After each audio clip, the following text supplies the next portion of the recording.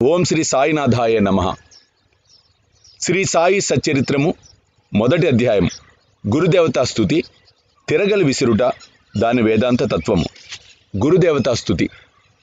పూర్వ సంప్రదాయానుసారము హేమాడ్ పంత్ శ్రీ సాయి సచ్చరిత్ర గ్రంథమును గురుదేవతా స్తుతితో ప్రారంభించుచున్నారు. ప్రప్రథమున విఘ్నేశ్వరుణ్ణి నమస్కరించుచు ఆటంకములు తొలగించి ఈ గ్రంథమును జయప్రదముగా సాగునట్లు వేడుకొనుచు శ్రీ సాయినాథుడే సాక్షాత్తు గణేశుడని చెప్పుచున్నారు. పిమ్మడ సరస్వతి దేవుని స్మరించి ఆమె తనని గ్రంథ రచనకు పురుకొల్పినందుకు నమస్కరించుచు శ్రీ సాయే సరస్వతి స్వరూపులై తమ కథను తామే గానం చేయుచున్నారని చెప్పుచున్నారు. తదుపరి సృష్టి స్థితి లయకు కారకులకు బ్రహ్మ విష్ణు మహేశ్వరులను ప్రార్థించి సాయే త్రిమూర్త్యాత్మక స్వరూపులనియు సమర్థ సద్గురువులనియు వారు మనలను సంసారమును నదిని దాటించగలరని చెప్పుచున్నారు. తరువాత తమ గృహ దేవతయగు నారాయణ ఆదినాథునకు నమస్కరించి వారు కొంకణ దేశంలో వెలసిరనియు ఆ భూమి పరశురాముడు సముద్రము నుండి సంపాదించిననియు చెప్పుచు వారి వంశ మూల పురుషుని స్తోత్రం చేసిరి. అటు పిమ్మట వారి గోత్ర ఋషియగు భరద్వాజ మునిని స్మరించెను.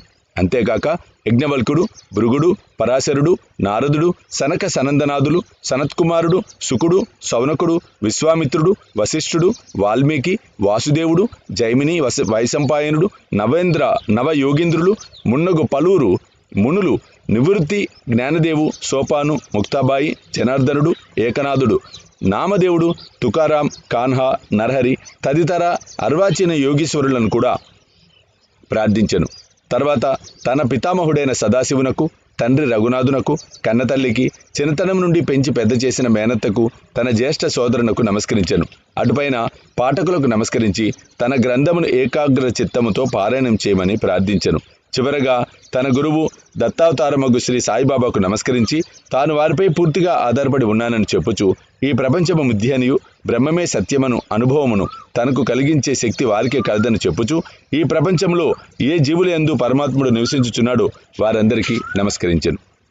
పరాశరుడు, వ్యాసుడు, శాండిలుడు మొదలగు వారులు చెప్పిన భక్తి మార్గములను పొగడి వర్ణించిన పిమ్మట హేమాడ్ పంత్ ఈ కథను చెప్పుట ప్రారంభించెను.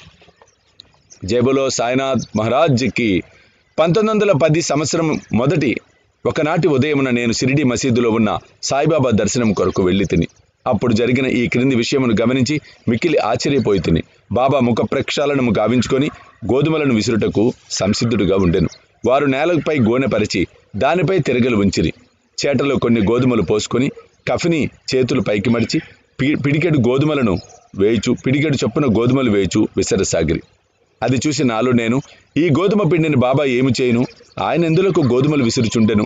వారు భిక్షాటనముచే జీవించువారే, వారికి గోధుమ పిండితో ఏమి నిమిత్తము? వారికి పిండి నిల్వ చేయవలసిన ఆగిత్యము లేదే అని చింతించి తిని అచ్చటకు వచ్చిన మరికొంతమంది కూడా ఇట్లే ఆశ్చర్యన మగ్గులరైరి. కానీ మాలో ఎవరికి కూడా బాబాను ప్రశ్నించుటకు ధైర్యం చాలకుండెను. ఈ సంగతి వెంటనే గ్రామములో వ్యాపించెను. ఆబాల గోపాలము ఈ వింత చర్యను చూచుటకై బాబా వద్ద గుమిగూడిరి. 4 స్త్రీలు ఎటులను సాహసించి మసీదు మెట్లకి బాబాను పక్కకు జరిపి వారే విసురుట ప్రారంభించిరి. వారు తిరగలి పిడిని చేతపట్టుకొని బాబా లీలలను పాడుచూ విసురుట గావించిరి. ఈ చర్యలను చూచి బాబాకు కోపం వచ్చెను. కానీ వారి ప్రేమకు భక్తికి మిగుల సంతసించి చిరునవ్వు నవ్విరి.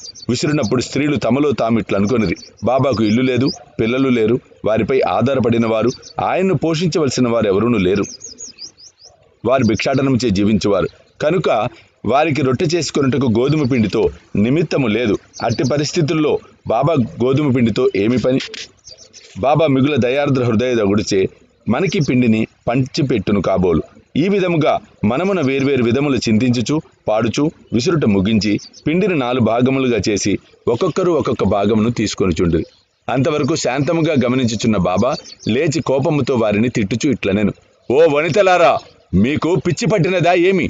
ఎవరబ్బ సొమ్మనుకొని లూటీ చేయుచుంటిరి? మీ వద్ద నుండి గోధుమలు వాడుకుంటున్నా ఏ కారణము చేత పిండిని కొనుపోవుటకు ప్రయత్నించుచున్నారు? సరే, ఇట్లు చేయుడు, పిండిని తీసుకొని పోయి గ్రామపు సరిహద్దులపై చల్లుడు. అది విని ఆ వనితలు ఆశ్చర్యపోయిరి, సిగ్గుపడిరి. గుసగుసలాడుకొనుచు ఊరు సరిహద్దు వద్దకు పోయి బాబా ఆజ్ఞానుసారము ఆ పిండిని చల్లిరి.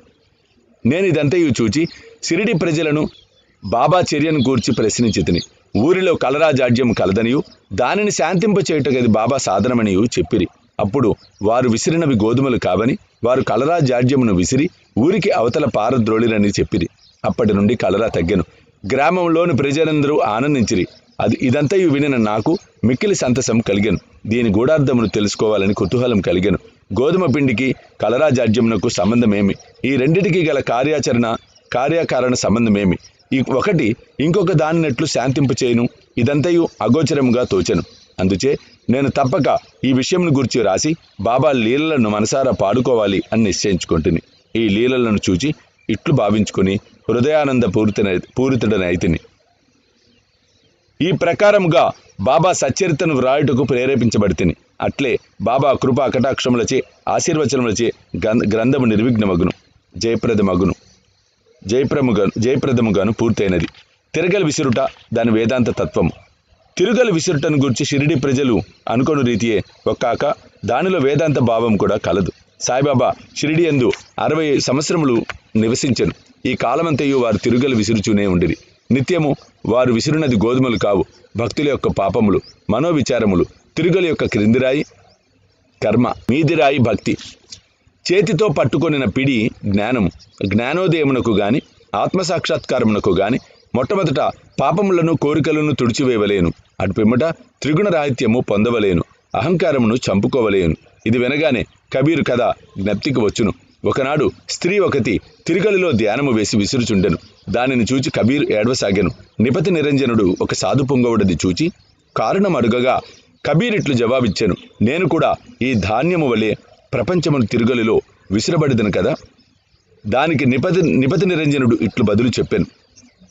భయము లేదు, తిరుగలి పిడిని గట్టిగా పట్టుకొనుము, అనగా జ్ఞానమును విడువకము. నేనెట్లు గట్టిగా పట్టి ఉన్నానో నీవును అట్లే చేయుము. మనసును కేంద్రీకరించుము, దూరముగా పోనీయకము. అంతరాత్మను చూచుటకు దృష్టిని అంతర్ముఖము కానిమ్ము, నీవు తప్పక రక్షించబడెదవు. మొదటి అధ్యాయము సంపూర్ణము. సద్గురు శ్రీ సాయినాథ్ అర్పణమస్తు. శుభం భవతు. జై బోలో సమర్థ సద్గురు సాయినాథ్ మహారాజ్ కీ జై. మొదటి అధ్యాయాన్ని బాబా యొక్క అనుగ్రహంతో సంపూర్ణం చేసుకున్నాం.